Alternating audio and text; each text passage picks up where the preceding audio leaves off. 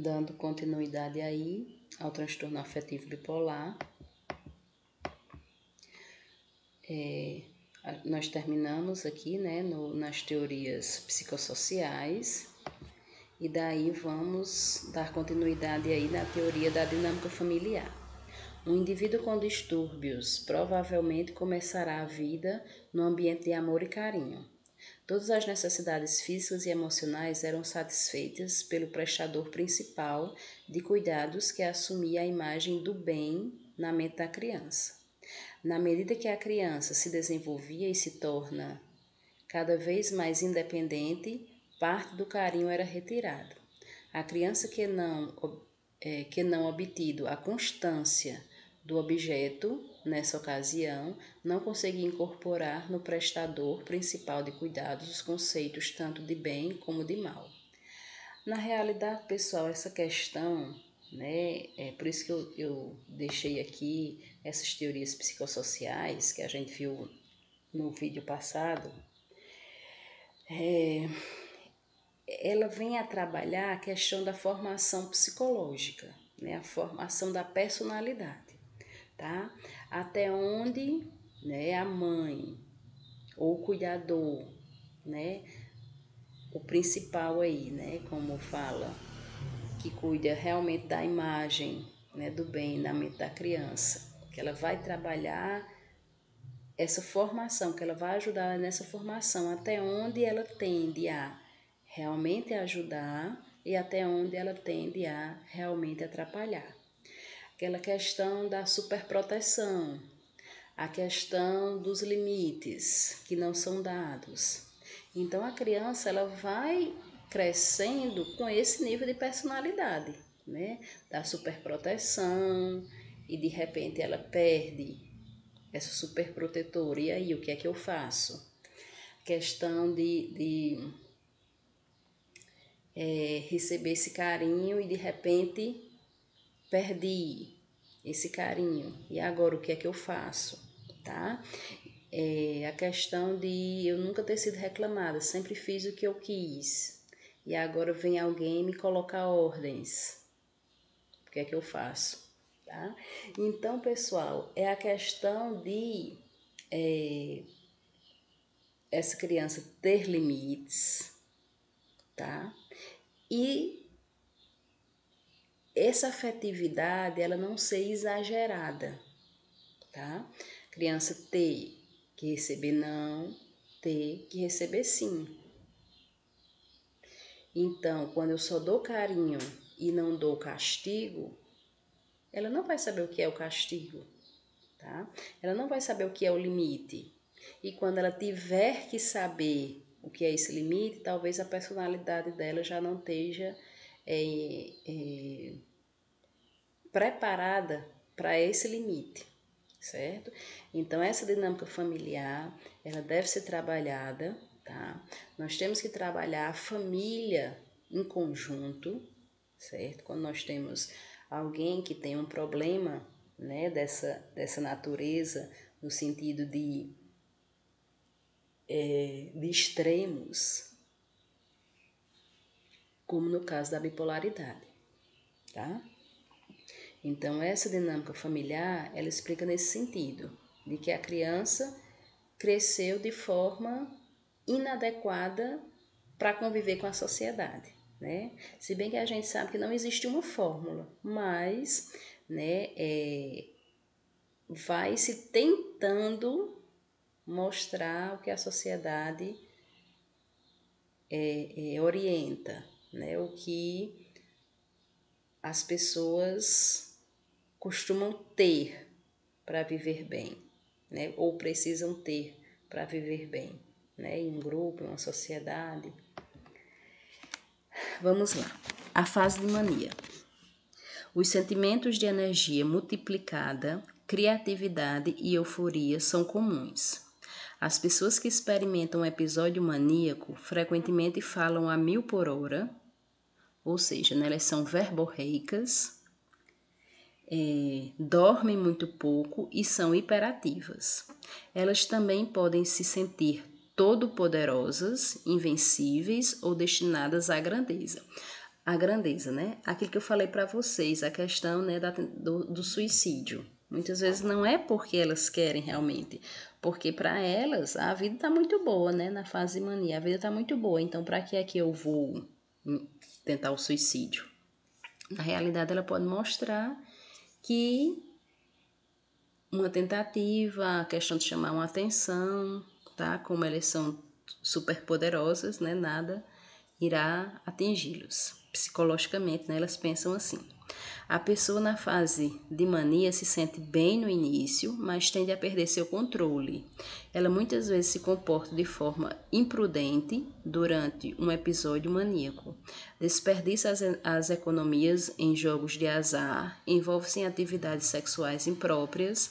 Ela também pode ficar com raiva, irritada e agressiva, e alguns podem apresentar delírios ou alucinações auditivas.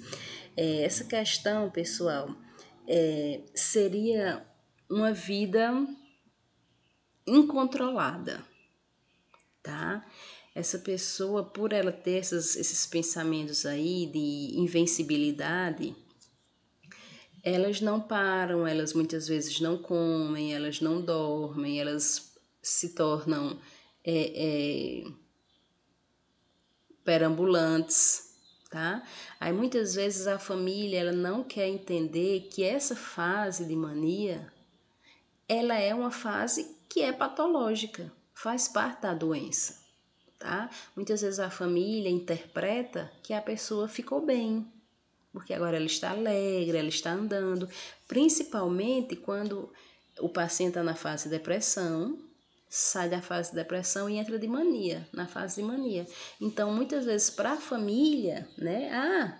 Ele agora não quer mais viver isolado, não quer mais estar chorando. Ele vive sorrindo, ele vive conversando, ele anda demais, ele não para em casa, então ele está bem. Para a família, é estar bem, tá? Mas nós profissionais sabemos que isso não é estar bem. Ele, além dos problemas psicológicos que ele continua tendo, ele vai ter alguns problemas biológicos, como no caso, ele vai ter muitas vezes de ser internado, por questão de desidratação, né?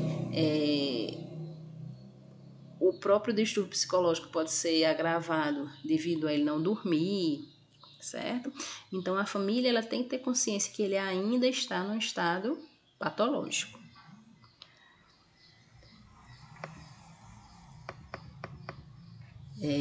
A fase hipomaníaca. A hipomania é uma forma menos grave de mania. Pessoas em estado hipomaníaco sentem-se eufóricas, dinâmicas e produtivas, mas são capazes de tocar diante sua vida cotidiana e nunca perder o contato com a realidade. Para outros, pode parecer que as pessoas com hipomania estão simplesmente em um estado de bom humor. No entanto, a hipomania pode resultar em decisões ruins que prejudicam relacionamentos, carreiras e reputações. Além disso, ela muitas vezes se agrava a ponto de chegar à mania severa ou é seguida por grande episódio depressivo, tá? Então, aqui também nós devemos mostrar à família que mesmo controlada, ela vai ter momentos de exacerbação, tá? Momentos irracionais, momentos que essa alegria vai ser irracional. E a família ela tem que entender que ela precisa de medicação também nesse momento, tá? Que ela não está curada, como muitas vezes a gente escuta relatos aí de famílias. Fase da depressão bipolar. Pessoas com depressão bipolar também tendem a mover-se e a falar devagar, dormir muito e ganhar peso. Além disso, elas são mais propensas a desenvolver depressão psicótica, né? A gente vê aí, a gente já falou quando a gente viu depressão, que nós temos a depressão gravíssima, né? Onde os pacientes tendem a apresentar alucinações. Então, seria, né, essa frase depressão psicótica, que seria que seria a depressão normal, a nossa não, né? Que seria a depressão normal gravíssima. A condição em que perdem contato com a realidade e experimentam grande deficiência no trabalho e nas atividades sociais. Ok?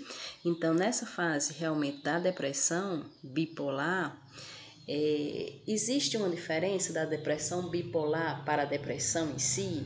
Na realidade não existe, tá? Ele vai sentir os sintomas de uma depressão grave, tá? Ele não vai sentir leve, onde ele vai conseguir viver com a depressão e a vida cotidiana, não. Ele vai sentir a depressão tipo grave, tá? Que é onde muitas vezes ele vai não conseguir, né? Ele não vai conseguir, aliás, conviver com a vida cotidiana e a depressão, certo? Então, a depressão bipolar, ela tende a gravíssima, onde realmente as atividades diárias elas são prejudicadas, ok? Aí, por que se denomina depressão bipolar? Porque sabe-se que é uma depressão bipolar porque vem do transtorno afetivo bipolar, porque ele vai ter fase de mania e fase depressiva, certo? Então, é porque ele vai mudar de fase, por isso depressão bipolar. Qualquer dúvida, vocês vão anotando aí para depois questionar. Os sinais e sintomas. Na fase maníaca, distrair-se facilmente, redução da necessidade de sono, capacidade de discernimento diminuída, compulsão alimentar, uso excessivo de drogas hiperativas, fala em excesso e a fase maníaca do transtorno bipolar pode durar dias e até meses. Já a fase depressiva tem todos aqueles sintomas que nós vimos na depressão: desânimo diário ou tristeza, dificuldade de se concentrar, de tomar decisões, fadiga, sentir-se inútil, sem esperança ou culpada, perda de interesse nas atividades que antes eram prazerosas e baixa estima. O diagnóstico é clínico, baseado no levantamento e no relato dos sintomas pelo próprio paciente ou por um amigo da família, né, ou pelo cuidador, né, pelo um parente aí próximo. Em geral, ele leva mais de 10 anos para ser concluído, porque os sintomas podem ser confundidos com os de doenças como esquizofrenia, depressão, síndrome do pânico, distúrbios da ansiedade, tá? Principalmente, pessoal, quando a pessoa ela apresenta uma fase por muito tempo, tá? Então, ela pode ter outros diagnósticos para que se venha a passar para outra fase e ser diagnosticada com o transtorno afetivo bipolar. Por isso que eu falei para vocês que em psiquiatria, a princípio, a gente trabalha com a hipótese diagnóstica, não com diagnóstico fechado. Daí a importância de se estabelecer o diagnóstico diferencial antes de propor qualquer medida terapêutica. O tratamento, tá? A bipolaridade ela não tem cura, mas pode ter controle, né? Através da psicofarmacologia, que são os estabilizadores do humor, anticonvulsivantes, antipsicóticos e antidepressivos, tá? Aí o que é que acontece? Um risco aqui é quando o paciente está na fase depressiva e passa para a fase de mania e a família acha que ele está bem e não quer mais dar medicação a esse paciente. Mas na realidade tem que ser introduzido aí os estabilizadores do humor, tá? Intervenção psicológica, ficou errado aí, tenho que corrigir, né, antes de mandar para vocês. Intervenção psicológica, mudança no estilo de vida, não fazer uso de drogas e álcool, principalmente, né, aí a questão do uso da medicação, hábitos saudáveis de alimentação, sono e redução dos níveis de estresse, tá? Porque, pessoal, essa questão dos níveis de estresse, ele vai apresentar estresse e vai causar também, tanto na fase de depressão quanto na fase de mania, tá? Porque o paciente, ele sai, quando ele está na fase de mania, ele pode sair de casa e sumir por dias, e a família toda querendo saber, mas na realidade, para ele está bem, tá? Porque ele está andando, porque ele está conversando, porque ele está vestindo colorido, ok? Que ele está dormindo pouco, que antes ele dormia demais na fase depressiva. E a assistência de enfermagem, a atuação de enfermagem na identificação precoce de alterações de comportamentos e outros sinais crônicos de transtornos psiquiátricos são de suma importância, além do acompanhamento medicamentoso, tá? Essa questão da observação, pessoal. A observação com relação ao comportamento do paciente faz parte das nossas atividades, faz parte dos nossos cuidados enquanto enfermagem. Cabe ainda aos profissionais de saúde promover discussões com a família e comunidade para readaptação desse paciente à sociedade, oferecendo informações e suportes necessários para exercer sua função de agente socializador, tá? Então, a questão, né, da família está sempre sendo cuidada pelos profissionais de saúde mental. E o enfermeiro deverá utilizar sua própria personalidade, compreensão e habilidade para o desenvolvimento de atitudes satisfatórias para lidar com situações difíceis frente ao paciente, tá? Então, muitas vezes nessa fase de mania aí, o paciente possa ser que tire o profissional realmente do sério pelo humor aí exacerbado, né, sem noção que o paciente vai apresentar na fase de mania. Ok, pessoal?